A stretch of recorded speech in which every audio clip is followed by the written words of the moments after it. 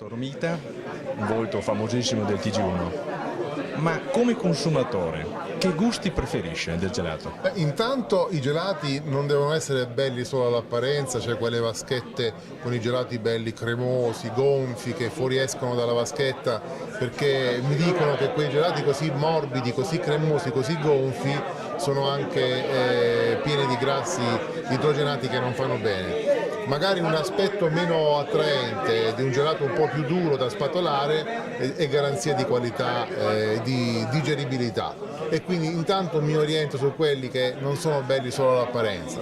E poi i gusti, il mio gusto principe è l'aranciotto, cioè il cioccolato all'arancia, mi fa letteralmente venire i brividi, lo adoro e lo alterno con il gelato di caffè, perché dopo i pasti il caffè un po' fa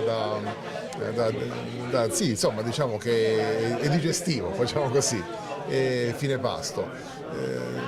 Detto questo, poi mi piace anche, come dire, coltivare le curiosità per le novità, per i gusti strani, originali, quindi non me ne privo, ma se poi alla fine posso scegliere, insomma, vado sul classico: cioccolato, crema, pistacchio. Quindi possiamo dire che diventa un bambino?